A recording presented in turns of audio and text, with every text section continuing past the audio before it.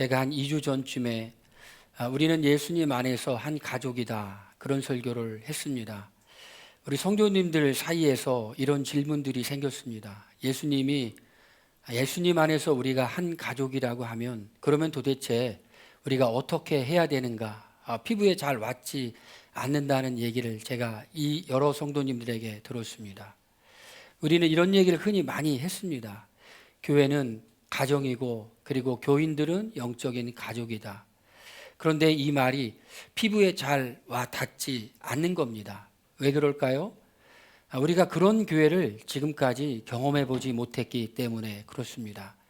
사람이 말로 듣고 배우는 것보다 실제 경험해서 아는 것이 배우는 겁니다. 근데 우리가 지금까지 다녔던, 우리가 경험했던 교회는 교회가 영적인 가정이요, 영적인 가족이라고 그렇게 말을 하지만 그런 것보다는 다른 것에 대한 강조가 더 많이 있었습니다. 그러다 보니까 영적인 가정으로, 영적인 가족으로 사는 것이 무엇인지 가깝게 와 닿지를 않았습니다. 그래서 저는 기도를 했습니다. 하나님, 우리 교회가 예수님의 가족으로서 영적인 가정으로 이렇게 새롭게 시작하려고 그러는데 어떤 것이 영적인 가정이며 영적인 가족입니까? 제가 어떤 말씀을 전하고 그렇게 살아야 됩니까? 제가 기도할 때 제 마음 가운데 성령께서 감동하신 것이 바로 갈라디아서 6장 말씀이었습니다. 하나님 안에서 우리가 영적인 가정과 영적인 가족으로 사는 것이 무엇인가? 한마디로 결론적으로 요약을 해서 말씀을 드리면 그것은 상호 책임이다. 서로 돌보고 서로 책임져 주는 관계다. 우리 형제라는 말, 그리고 우리 성도라는 말 많이 하잖아요. 그 말의 의미는 진짜 형제라는 겁니다. 형제는 어떤 존재입니까? 돌봐주는 존재입니다. 돌봄을 받는 존재고 책임을 느끼는 존재입니다. 저는 이 설교를 준비하면서 무엇을 말씀을 전해야 됩니까? 기도를 했고, 그리고 오늘 아침에 제가 이 설교를 하기 전에 새벽에 와서 기도하면서는 또 이런 기도를 드렸습니다. 하나님, 우리 성도들이 이 설교를 듣고 난 다음에 새로운 눈이 열리게 하여 주세요. 그래서 우리가 성도와 성도를 바라볼 때 정말 형제로서, 정말 가족으로서 바라볼 수 있는 눈이 열리게 하여 주세요 하고 오늘 제가 기도를 드렸어요. 그래서 저는 어떤 설교를 해야 됩니까? 기도를 드렸고, 그리고 이 설교를 듣고 난 다음에 우리 교인 서로가 정말 영적인 가족으로서 대할 수 있는 마음과 태도가 생기게 해달라고 기도를 드렸습니다. 그리고 제가 일주일 동안 이 말씀을 준비하면서 그런 마음을 품고 우리 한 사람 한 사람을 위해서 이제 기도하기 시작했습니다. 우리 성경에는 성도라는 말, 그리고 형제라는 말이 나옵니다. 사도 바울이 편지를 보낸 걸 바울 서신이라고 말합니다. 거기에 보면 어디에 있는 성도들에게 이렇게 편지를 보내기도 하고 또 오늘 말씀처럼 형제들아 이렇게 부르기도 합니다. 우리는 성도라는 말과 이 형제라는 말을 직분을 받기 전에 사람에게 붙이는 호칭이라고 잘못 오해하고 있고 잘못 사용하고 있습니다. 교회를 다니는데 집사 직분 받기 전에는 젊으면 형제님, 또 자매님, 또는 나이가 들었으면 성도님, 우리 이렇게 부릅니다. 그런데 성도라는 말과 형제라는 말은 그것보다도 훨씬 더 깊은 의미가 있다는 거죠. 성도라고 하는 것은 거룩한 사람이라는 의미고 형제라는 것은 정말 형제라는 겁니다. 성경이 쓰여질 당시에 예수 믿는 사람들이 서로를 정말 형제라고 부르기만 한 것이 아니라 형제로 생각하고 형제로 서로 대우했다는 겁니다.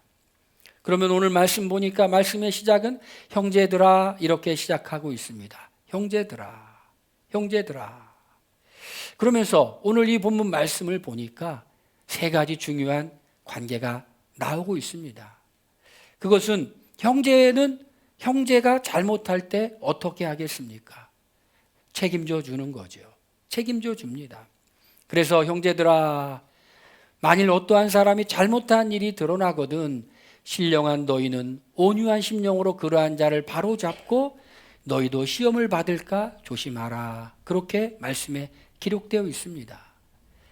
여러분, 우리 가정 속에 육신의 형제가 있죠. 그 형제가 잘못될 때 여러분 어떻게 합니까? 못 본 척 합니까? 아니면 그 형제를 우리 위해서 기도하고 그 형제가 제대로 된 길을 가도록 바로 잡아주고 기도하겠습니까? 우리 영적인 가정인 영적인 형제가 어떤 사람이 잘못된 길을 지금 가고 있습니다. 범죄한 일이 지금 드러났습니다. 그럴 때 어떻게 하냐? 오늘 말씀은 이렇게 말합니다. 신령한 너희는 온유한 심령으로 그런 자를 바로잡아라. 상호 돌봄과 책임이 있는 교회 공동체. 누가 잘못했을 때 책임을 지는 겁니다. 그런데 누가 이 사람을 바로잡느냐? 신령한 너희는 이라고 말하고 있습니다. 신령한 너희는, 우리는 성경을 읽을 때 신령한 그런 단어가 나오면 우리 오해합니다. 한 번에 미래를 투시하거나 사람의 마음을 꿰뚫거나 모든 걸 다 아는 점쟁이 같은 사람을 신령한 사람이라고 생각합니다. 그렇지 않습니다. 여기 오늘 본문에 말하는 신령한 너희는, 신령한이라는 말은 성령 충만한 사람, 성령의 열매를 맺는 사람, 그런 사람을 말합니다. 우리가 성경을 해석할 때 가장 고려해야 될 것은 문맥입니다. 우리 갈라디아서 6장 말씀 형제들아 하면서 오늘 말씀인데, 그 갈라디아서 5장 말씀을 보니까 우리가 잘 알고 있는 성령의 열매에 관한 말씀이 나오고 있습니다. 성령의 열매는 사랑부터 시작해서 절제에 이르기까지 9가지 열매죠. 어떤 사람들은 이렇게 말합니다. 어떤 학자들은 성령의 열매는 사랑 하나야. 그런데 나머지 8가지는 사랑으로 파생되는 거야. 9개가 아니라 하나야. 이렇게 보는 사람도 있습니다. 성령의 열매를 맺는 사람, 이런 사람이 신령한 사람입니다. 성령의 열매를 맺는 사람은 사랑이 풍성한 사람이죠. 헛된 영광을 구하지 않는 사람입니다. 신령한 너희, 성령의 지배를 받으며 성령의 열매를 맺는 사람이 그러한 사람을 바로 잡는데, 신령한 너희는 온유한 심령으로 라고 말합니다. 온유한 심령으로. 여러분, 누가 잘못했을 때 여러분 어떤 심령입니까? 우리 교회에서 어떤 사람, 형제가 죄를 범했어요. 나에게 잘못한 것이 아니에요. 형제가 죄를 범했어요. 어떻게 합니까? 대개 이렇게 합니다. 내일 아니니까 못 본 척하죠. 또 하나는 바로 잡으려고 그러는데 그 동기가 잘못됐고 방법이 잘못된 경우가 많이 있습니다. 그런데 성령 충만한 신령한 사람이 온유한 마음으로 바로잡는데, 온유한 마음은 어떤 마음이냐면 길들여진 마음이에요. 탈무드에 이런 말이 있습니다. 사탄이 마귀가 바쁠 때 보내는 게 있다고 그래요. 술을 보낸다고 그럽니다.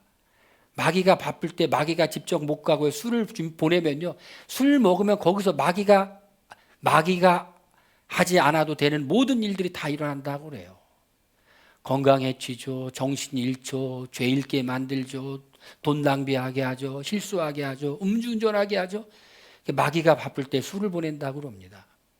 천사가 바쁠 때는 누구를 보낼까요? 탈무드에 보니까 천사가 바쁠 때는 어머니를 보낸다고 그럽니다. 어머니는 어떻습니까?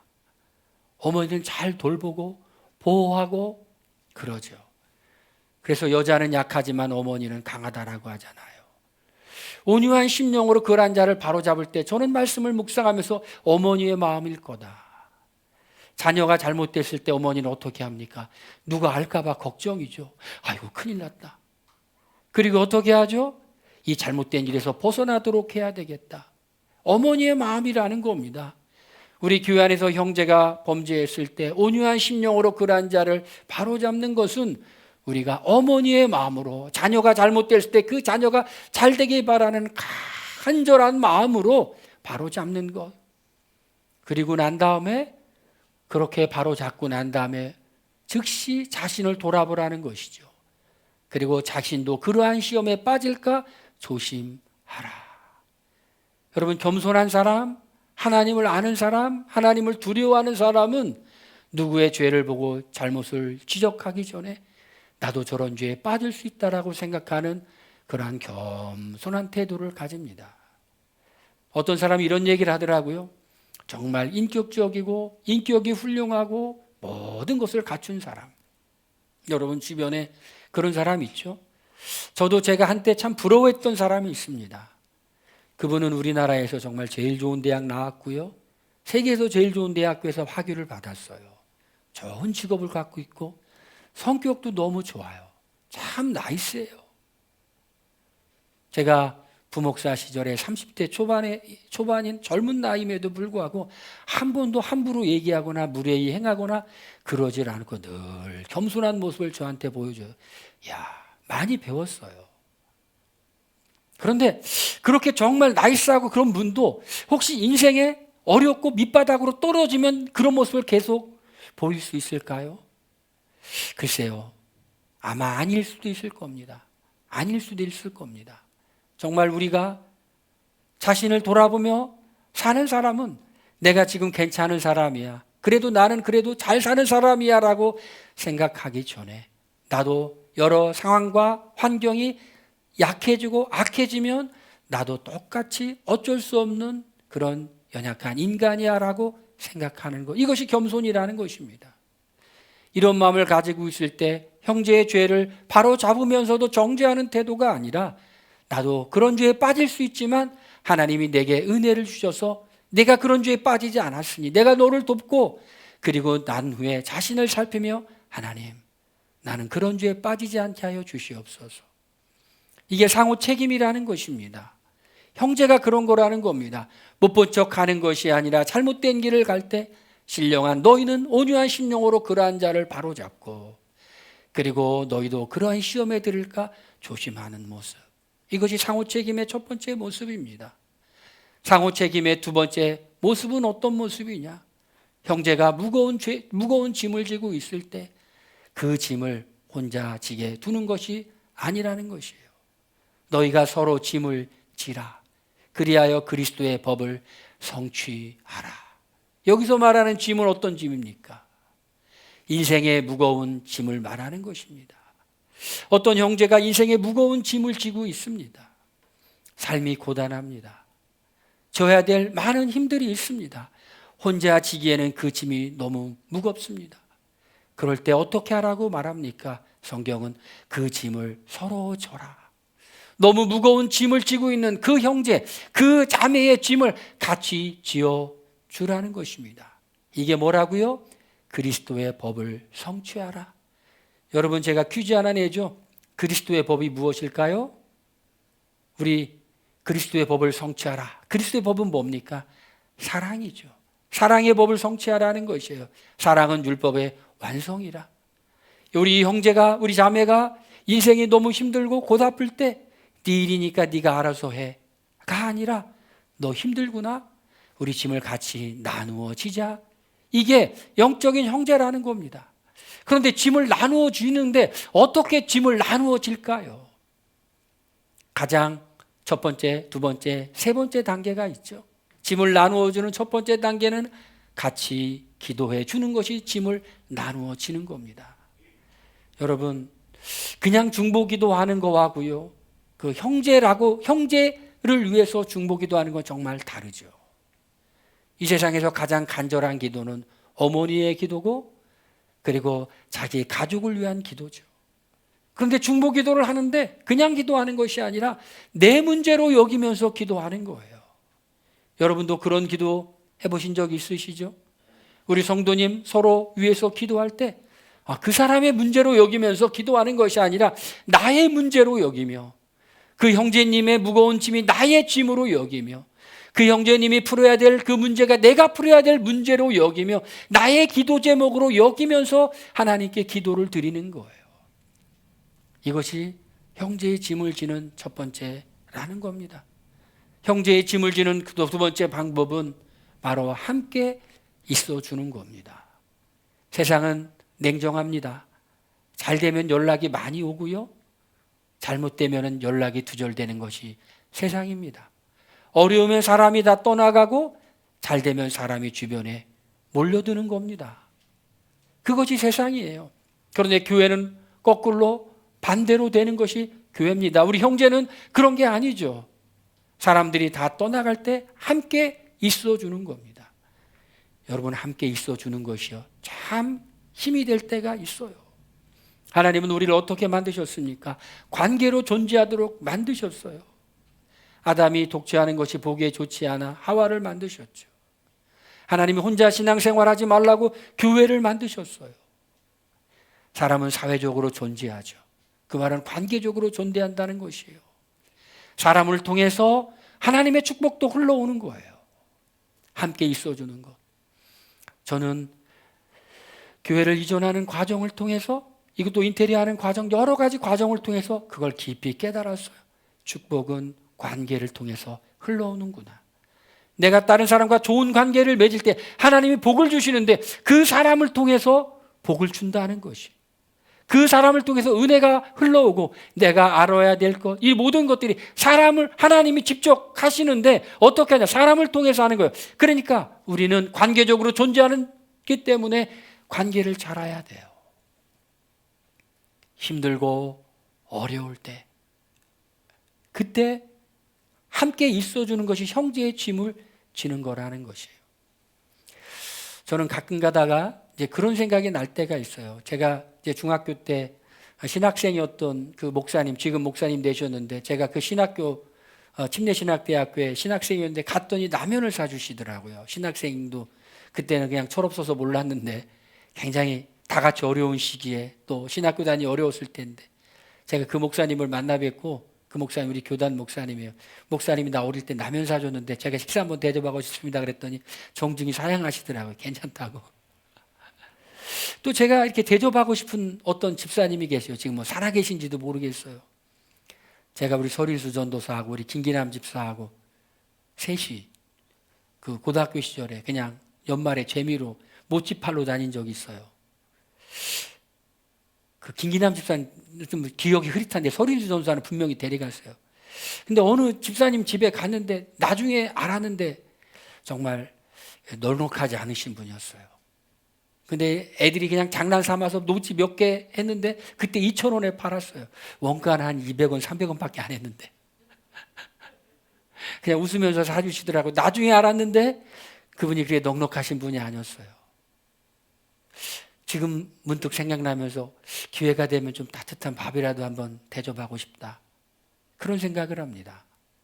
여러분, 정말 우리가 힘들 때 함께 있어주는 사람, 옆에 있어주는 사람, 여러분 형제의 짐을 진다는 것은 형제가 힘들고 어려울 때 그때 같이 있어주는 것이, 형제의 짐을 져주는 세 번째로는 형제의 필요를 내가 도울 수 있을 만큼 실질적으로 도와주는 것이, 잘 되라, 그냥 뭐 기도해라가 아니라 내가 도울 수 있는 범위 내에서 하나님이 감동하는 대로, 성령이 인도하시는 대로 그 형제에게 실질적인 도움을 주는 겁니다.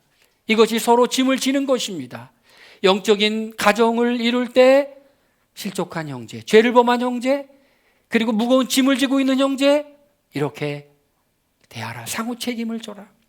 그런데 여기에도 그렇게 형제의 짐을 같이 지면서 주의할 점이 있다는 것입니다. 누구든지 스스로 아무것도 아니면서 된 줄로 생각하지 말라. 말씀에 그렇게 하고 있습니다. 3절에 누가 아무것도 되지 못하고 된 줄로 생각하면 스스로 속임이라. 그러니까요, 우리가요 좋은 일하고 선한 일을 하고 잘못하면 시험에 들 수가 있어요. 교만해지기 쉬워요. 조금가 뭔가 잘하고 나면은 사람의 마음 가운데 우쭐해지기 쉬워요.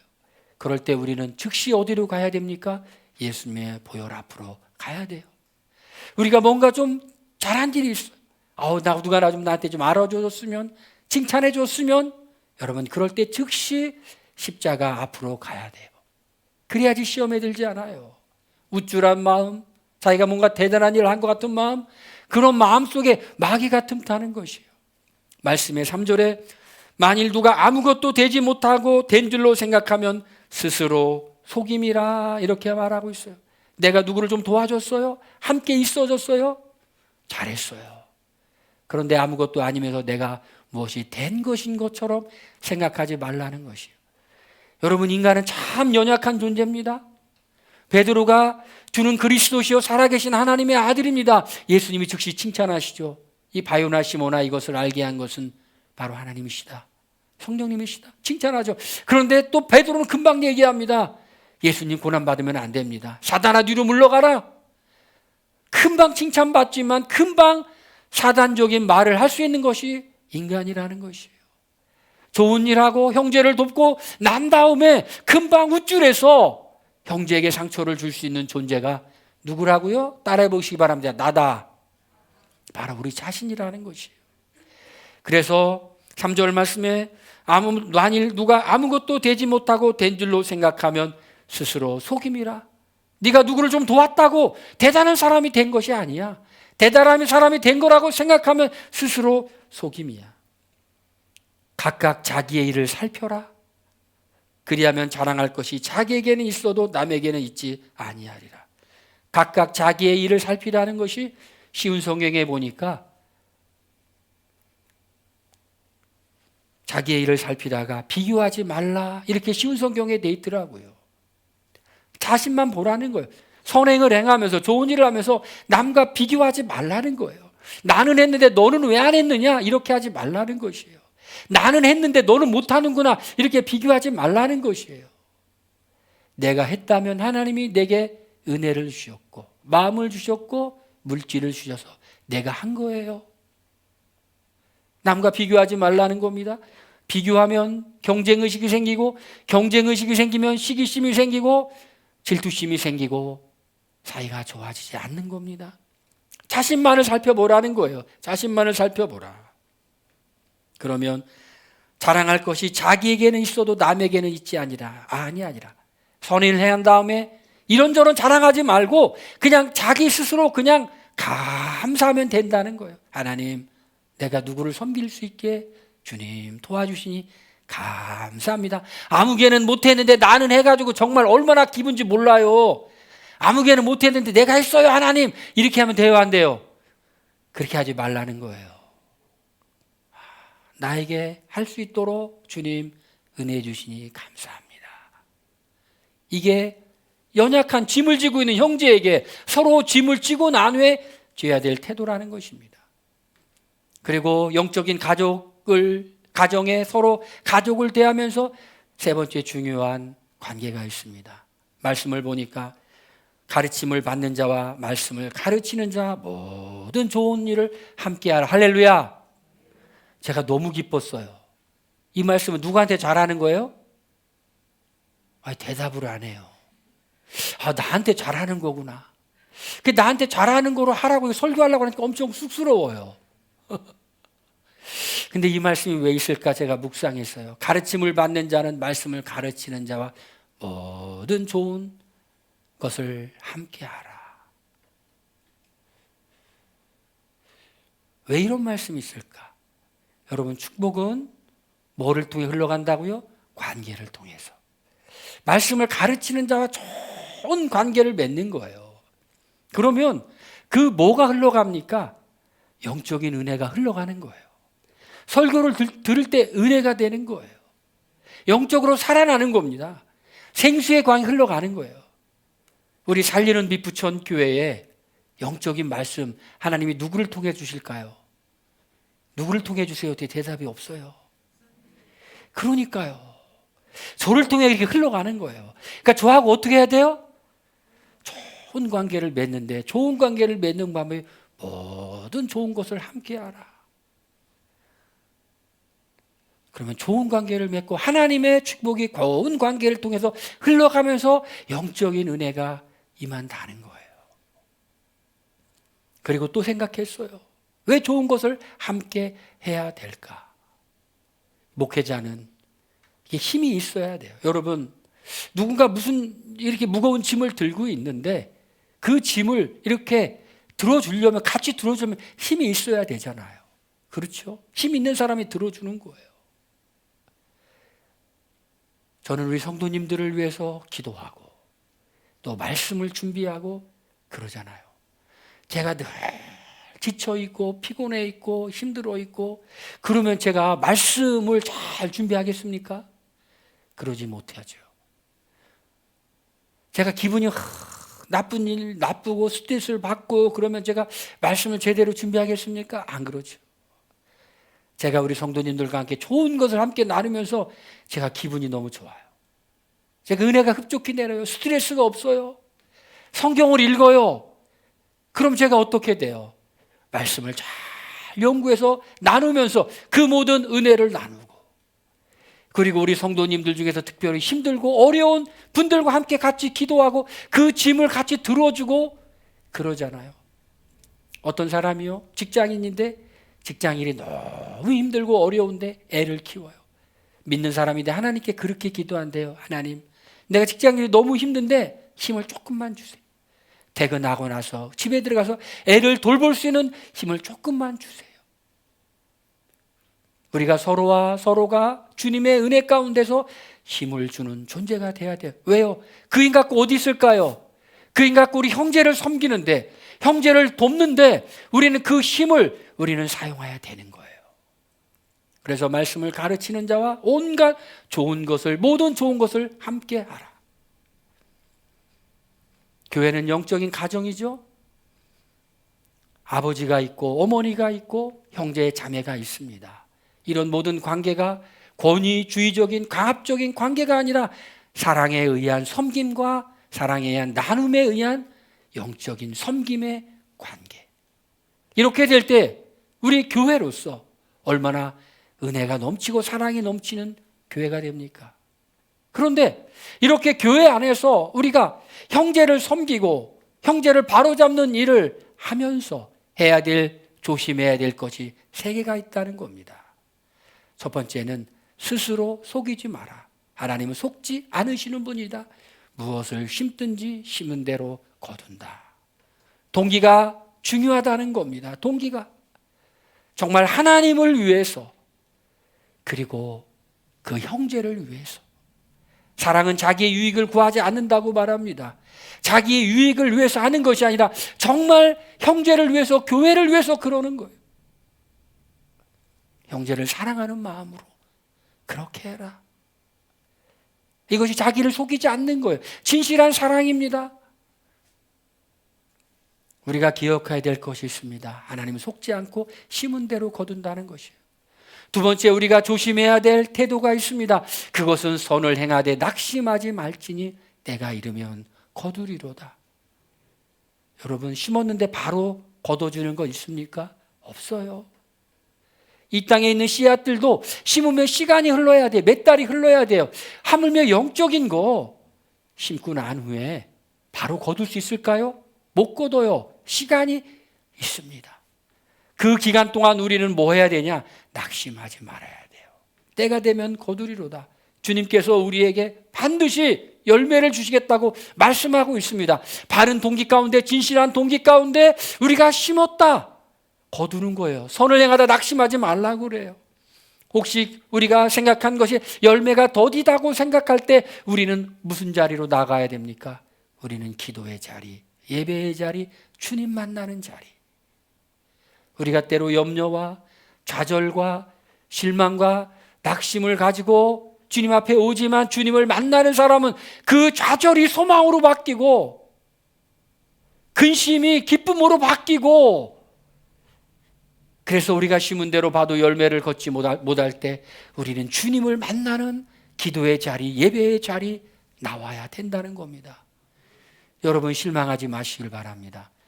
좌절하지 마시길 바라요.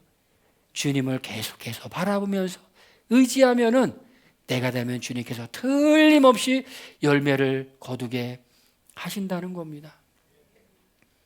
세 번째로 우리가 조심해야 될, 주의해야 될 태도가 있는데, 그것은 기회 있을 때마다 믿음의 가정에게 하라. 기회 있는 대로 섬기라는 것이.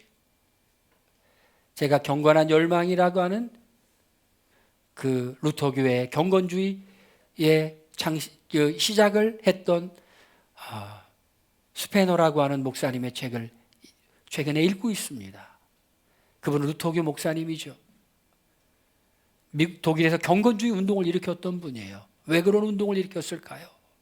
사람들이 삶에 실천이 없고 그냥 교리 논쟁만 하는 거예요. 그런데 루터교니까 루터의 영향을 많이 받았어요. 책을 읽으면서 깜짝 놀랐어요. 루터의 종교개혁의 원리 중에 하나가 오직 믿음으로 해요. 믿음으로 구원받는다는 거예요. 그런데 믿음으로 구원받는다고 얘기했던 그 신학의 사조 가운데 있는 사람들이 뭐라고 얘기하느냐면, 믿음으로 구원받은 사람은 선을 행할까 선을 행하지 않을까 고민하는 사람이 아니라는 것이, 이미 선을 행하고 있는 사람이다 라는 것이에요. 여러분, 우리가 믿음으로 구원을 받는다고 우리가 믿음으로 순종하고 믿음으로 선을 행하는 것을 결코 소홀히 할 수 없다는 겁니다. 보네퍼가 말한 것처럼 믿음과 순종은 동전의 양면이라는 것이에요. 기회 있는 대로 누구에게 하라? 믿음의 가정에게 먼저 하라는 거예요. 여러분, 하나님께서 우리에게 형제의 어려움과 형제의 기도 제목을 보게 했다면 우리에게 기회를 주시는지도 몰라요. 우리에게 도울 수 있는 기회, 섬길 수 있는 기회, 그런 기회를 우리에게 주님께서 주고 있다는 겁니다. 우리 살리는 빛 부천교회 성도 여러분, 우리는 하나님의 큰 은혜를 받은 사람들입니다. 왜 그럴까요? 하나님이 우리에게 정말 하나님이 기뻐하시는 교회를 세우고 만들어갈 수 있는 기회를 주셨어요. 모든 걸 다 허락하셨어요. 우리는 그저 순종하고 성경에 있던 그 교회의 아름다운 모습 우리 한번 이루어 나가고 만들어 나가면 되는 거예요. 그런데 그 모습 속에서 우리는 바로 영적인 가정이요, 그리고 영적인 가족이라는 겁니다. 저는 오늘 아침에도 기도했어요. 하나님, 이 설교를 듣고 난 다음에 우리의 마음과 눈이 바뀌어져서 옆에 있는 사람을 정말 형제처럼 여기는 것이나 형제로 여겨지게 하여 주시옵소서. 상호 책임을 지는 형제로서 여러분, 그런 마음을 들을 때 어때요? 내가 누군가를 책임져야 되니까 부담스럽다? 아니면 누군가가 나를 책임져 주니까 좋다? 어떤 마음입니까? 제가 생각해 봤어요. 누군가를 책임져야 된다, 부담 느끼지 않을까? 그런데요, 내가 누군가를 책임지는 것뿐만 아니라 형제가 또 나를 책임져 주는 것, 서로 상호 돌봄과 상호 책임의 관계. 그런데 이거는 오직 무엇이 있어야만 가능할까요? 갈라디아서 5장에 있는 성령님, 성령의 열매 맺을 때만이 가능하다는 것입니다. 그래서 오늘 말씀 속에 보니까 8절에 자기 육체를 심는 자는 육체로부터 썩어질 것을 거두고 성령을 위하여 심는 자는 성령으로부터 영생을 거두리로다. 성령을 위하여 심는 게 뭐냐? 바로 형제를 섬기는 일이라는 것입니다. 형제를 섬기는 일. 우리의 눈이 바뀌어서 우리가 형제를 섬기는 일에, 형제를 책임지는 일에 주님, 내가 사용되기를 원합니다. 의무가 아니라 특권으로서 자발적으로 마음속에 이런 생각이 일어나기를 주의 이름으로 축원드립니다. 해라가 아니라 하고 싶은 마음이 생기기를 원합니다. 성령께서 우리의 마음을 감동해서 저절로 이렇게 되기를 원합니다. 자꾸 섬기기 원하는 마음, 자꾸 봉사하기 원하는 마음, 사랑하기 원하는 마음, 성령으로 말미암아 사랑이 마음속에서 불일 듯 일어나서 이렇게 되고 싶은 마음, 하고 싶은 마음이 일어나기를 주의 이름으로 축원드립니다. 할렐루야. 우리 이 시간에 함께 동성으로 기도합니다. 하나님, 우리 교회 영적인 가정이요, 영적인 가족으로서 서로 짐을 지고 섬기는 공동체 되게 하여 주시옵소서. 우리 다 같이 동성으로 기도합니다.